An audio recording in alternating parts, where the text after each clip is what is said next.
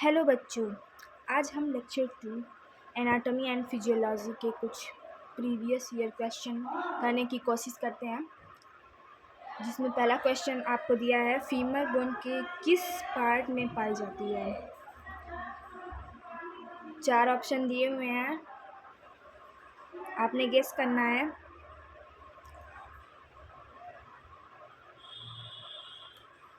पहला है आर्म, दूसरा है फॉर आर्म, तीसरा है थाई और चौथा है लेग। तो इसका होगा थाई।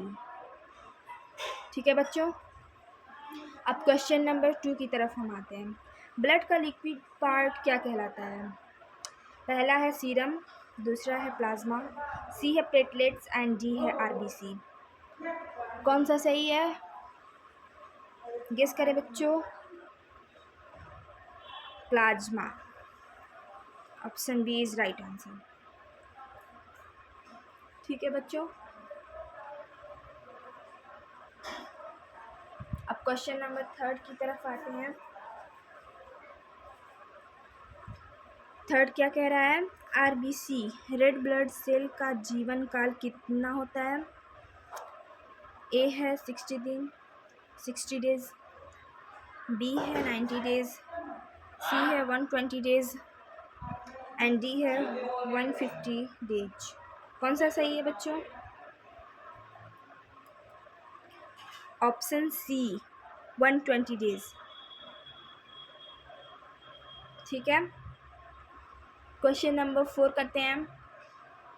इंसुलिन हार्मोन किस अंग ऑर्गन से सिक्रेट होता है, बताइए। Liver, pancreas, thyroid, pituitary gland. कौन सा है, B pancreas. Question number 5, human body की सबसे बड़ी हड्डी लार्जेस्ट बोन कौन सी है। Tibia, humerus, femur, radius. कौन सा है बच्चों, गेस करें। फीमर, जांघ की हड्डी होती है, सबसे मजबूत और सबसे बड़ी हड्डी यही होती है। क्वेश्चन नंबर 6 की तरफ हम आते हैं। क्वेश्चन नंबर 6 क्या कह रहा है, नॉर्मल अडल्ट व्यक्ति में रेस्टिंग पल्स रेट कितना होता है, बताएं बच्चों, कितना होता है।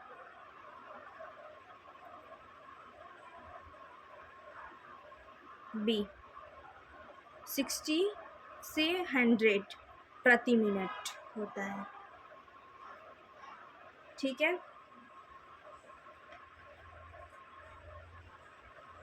अब क्वेश्चन नंबर 7 की तरफ हम आते हैं।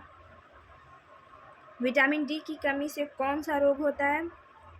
विटामिन डी की कमी से कौन सा रोग होता है, बताएं। रिकेट्स होता है। ठीक है, क्वेश्चन नंबर 8 की तरफ आते हैं। क्या कह रहा है, ब्लड का लिक्विड पार्ट क्या कहलाता है, गेस करें बच्चों, क्या कहलाता है। ऑप्शन नंबर बी प्लाज्मा कहलाता है। ठीक है, क्वेश्चन नंबर 9, ह्यूमन बॉडी में सबसे बड़ा ऑर्गन कौन सा है, गेस करें। लीवर, ब्रेन, स्किन या लंग।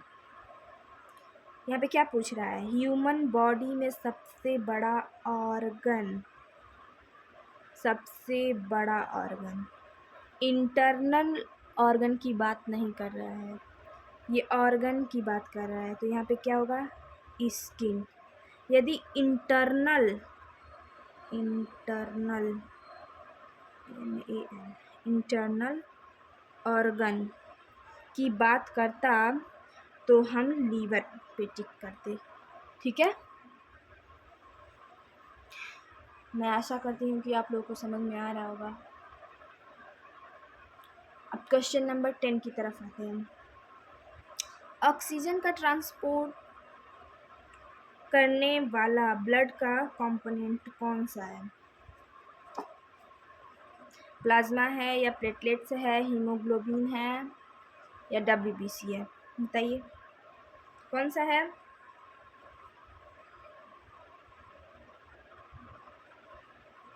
बताइए बच्चों। हीमोग्लोबिन है, ठीक है ना।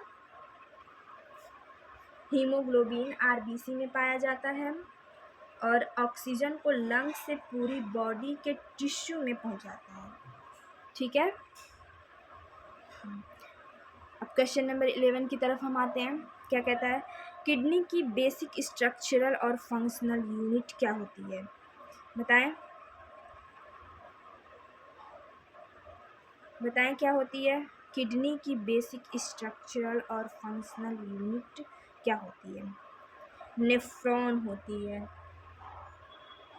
ठीक है ना बच्चों। क्या होती है? नेफ्रॉन होती है। अब हम इसे रिपीट करते हैं। रिपीट कैसे करना है? 11th क्वेश्चन से ही कर लेते हैं। किडनी की बेसिक स्ट्रक्चरल और फंक्शनल यूनिट, ठीक है। आपने इसे ऐसे लर्न करना है कि आपने यहाँ पे लिखना है कि किडनी की basic structural and functional unit क्या होती है? नेफ्रॉन होती है, नेफ्रॉन। इसको 10 टाइम्स आपने लिख लेना है। फिर इसी तरह हम क्वेश्चन नंबर 10 को भी रिवाइज करते हैं। ऑक्सीजन का ट्रांसपोर्ट करने वाला ब्लड का कंपोनेंट कौन सा होता है? कौन सा होता है बच्चों? हीमोग्लोबिन होता है, हीमोग्लोबिन होता है। इसको भी 10 टाइम्स आपने लिख लेना है ताकि ये आपको याद रहे, आप भूलें ना, ठीक है ना। क्वेश्चन नंबर 9, ह्यूमन बॉडी में सबसे बड़ा ऑर्गन, याद रखिए सबसे बड़ा ऑर्गन कह रहा है, इंटरनल ऑर्गन नहीं कह रहा है। तो स्किन होता है। अगर इंटरनल ऑर्गन की बात करता तो लीवर होता, ठीक है बच्चों। क्वेश्चन नंबर 8, ब्लड का लिक्विड पार्ट क्या कहलाता है? आपने 10 टाइम्स सबको लिखना है। मैं इसलिए नहीं लिख रही हूँ ताकि वीडियो लंबा ना हो जाए, लेकिन आपने लिखना है। वीडियो को एक तरफ से देखें और उसको 10 टाइम्स लिखने की कोशिश करें, ठीक है बच्चों। तो क्वेश्चन नंबर 8, ब्लड का लिक्विड पार्ट क्या कहलाता है? प्लाज्मा कहलाता है, प्लाज्मा कहलाता है। ब्लड का लिक्विड पार्ट क्या कहलाता है? प्लाज्मा कहलाता है, ठीक है। क्वेश्चन नंबर 7, विटामिन डी की कमी से कौन सा रोग होता है? तो रिकेट्स होता है, हड्डियों का रोग होता है, ठीक है, हड्डियों का रोग। विटामिन डी किससे प्राप्त होता है? सूर्य के प्रकाश से और दाल खाने से, ठीक है। क्वेश्चन नंबर 6 देखते हैं बच्चों। नॉर्मल अडल्ट व्यक्ति में रेस्टिंग पल्स रेट कितना होता है? रेस्टिंग पल्स रेट कितना होता है? 60 से 100 प्रति मिनट होता है, ठीक है ना, ठीक है ना बच्चों।